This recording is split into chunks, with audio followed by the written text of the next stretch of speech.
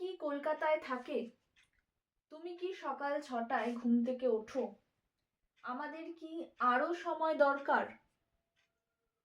তুমি কি এই পাঠটি বুঝতে পারো? ছাত্ররা কি নিয়ম মেনে চলে? তুমি কি বাড়িতে ইংরেজিতে কথা বলো? তোমার বাবা মা কি তোমাকে সমর্থন করেন? আমাদের কি কাল পরীক্ষা আছে? বাচ্চারা কি সন্ধ্যায় খেলে? তুমি কি প্রতিদিন খবরের কাগজ পড়ো? এই বাক্যগুলোকে আমরা ইংলিশে কিভাবে বলবো চলো আজকে দেখে নিই। Welcome back to my channel. I hope you all are doing well.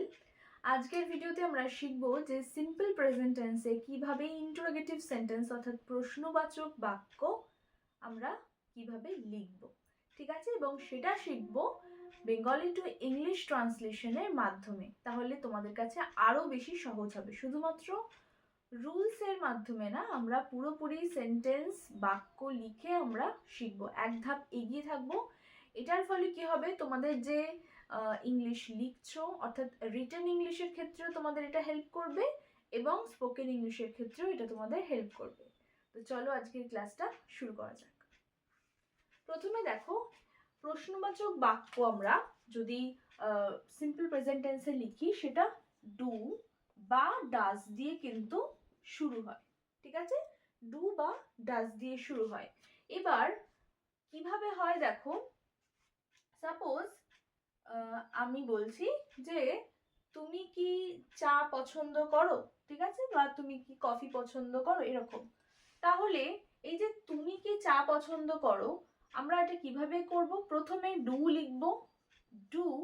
আচ্ছা, এরপরে সাবজেক্ট লিখবো, এখানে সাবজেক্টটাকে তুমি, তাহলে ডু ইউ।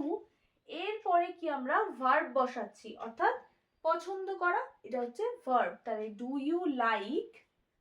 তারপরে আমরা অবজেক্ট বসাবো, অর্থাৎ এটা ইউটা সাবজেক্ট আর অবজেক্ট কি টি, ডু ইউ লাইক টি বলে একটা কোয়েশ্চেন মার্ক দিলাম, ঠিক আছে?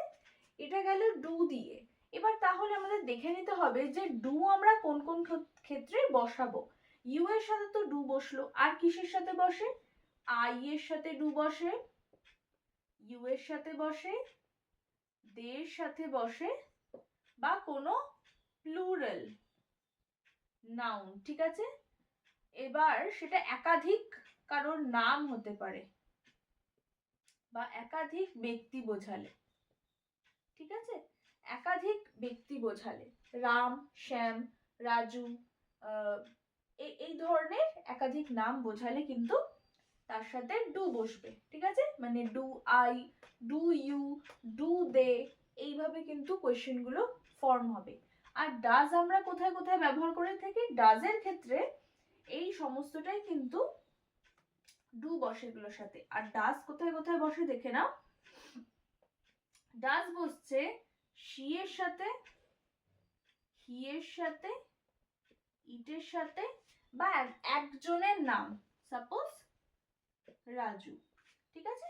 এই একজনের নামের সাথে আমরা ডাজ বসাবো, থার্ড পারসন সিঙ্গুলার নাম্বার। ব্যাস, এইটুকুনি তোমরা জেনে রাখো।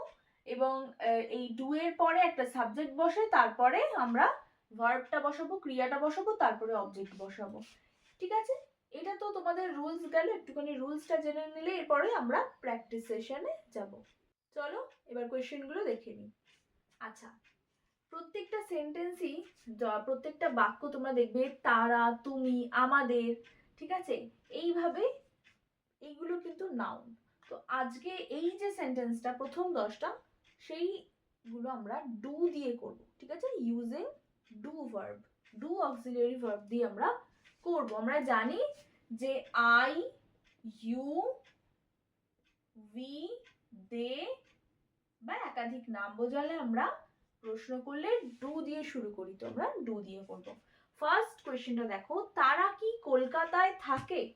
তাহলে আমরা কি লিখবো? প্রথমেই ডু লিখে দেবো, যেহেতু প্রশ্ন করছি। তারা কি কলকাতায় থাকে, আর দেখতে হবে এটা সিম্পল প্রেজেন্ট টেন্স কিনা, বর্তমান কাল বোঝাচ্ছে কিনা, ঠিক আছে? তাহলে লিখবো আমরা তারা বলতে কি, ডু এর পরে দে লিখবো। ডু দে, আমরা জানি ডু এর পরে একটা সাবজেক্ট হবে, সাবজেক্টের পরে আমরা ক্রিয়াটা বা ভার্বটা বসাবো। তাহলে থাকেই হবে কি, লিভ।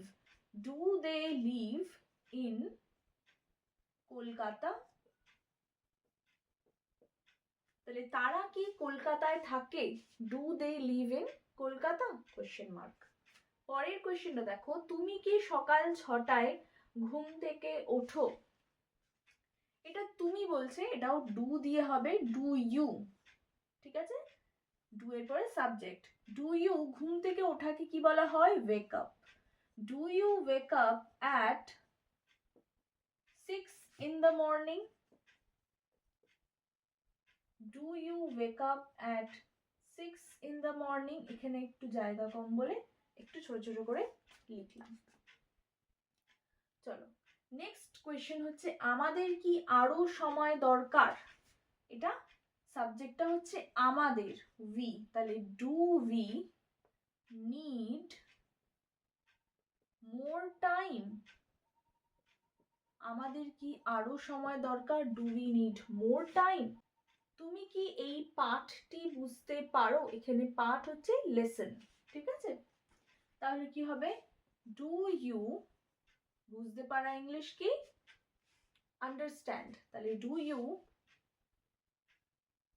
Understand this lesson? চলো নাম্বার 5 বলছে, ছাত্ররা কি নিয়ম মেনে চলে? এটাও আমরা ডু দিয়ে লিখবো, ডু।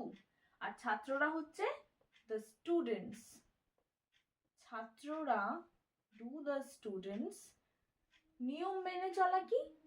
ভার্বটা আগে লিখবো, do the students follow? Follow কি ফলো করে? ফলো the rules বলে একটা কোয়েশ্চেন মার্ক। তাহলে do the students follow the rules? চলো নেক্সট, তুমি কি বাড়িতে ইংরেজিতে কথা বলো? ডু ইউ স্পিক, কি বলছে? English. Do you speak English at home? ঠিক আছে, do you speak English at home? Number 7 বলছে, তোমার বাবা মা কি তোমাকে সমর্থন করেন? এখানে বাবা মার জন্য আমরা কি লিখবো? প্যারেন্টস। ঠিক আছে, তাহলে তোমার বাবা মা, তাহলে ডু ইয়োর প্যারেন্টস। ঠিক আছে, সমর্থন করা হচ্ছে সাপোর্ট করা, তাহলে do your parents support you? Question mark. Do your parents support you? Next question দেখবো, আমাদের কি কাল পরীক্ষা আছে? এটা আমরা কিভাবে লিখবো? ডু দিয়ে লিখবো, ডু। আর আমাদের, তাহলে উই হবে, do we have an exam tomorrow? তাহলে কি দাঁড়ালো? Do we have an exam tomorrow? Number 9, বাচ্চারা কি সন্ধ্যায় খেলে? এটা আমরা ডু দিয়ে তো অবশ্যই করব, ডু। আর বাচ্চারা বোঝাতে the children. Do the children play? কখন বলছে? সন্ধ্যায়। সন্ধ্যার আগে সবসময় কি বসবে? In the evening. আর রাত্রি বোঝালে অ্যাট নাইট। ঠিক আছে, তাহলে do the children play in the evening? চলো নেক্সট বলছে, তুমি কি প্রতিদিন খবরের কাগজ পড়ো? ঠিক আছে, তাহলে কি হবে? Do you read? Do you read এখানে বলছে খবরের কাগজ, তাহলে আমরা the newspaper. Do you read the news paper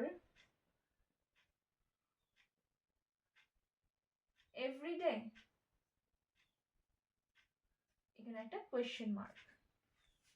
ঠিক আছে, চলো এই সেন্টেন্সেস গুলো আমরা করলাম ডু দিয়ে। এবার আমরা দেখব যে ডাজ দিয়ে, আমরা ডাজের হেল্প নিয়ে কিভাবে আমরা ইন্টারোগেটিভ সেন্টেন্সে কোয়েশ্চেন ফর্ম করব।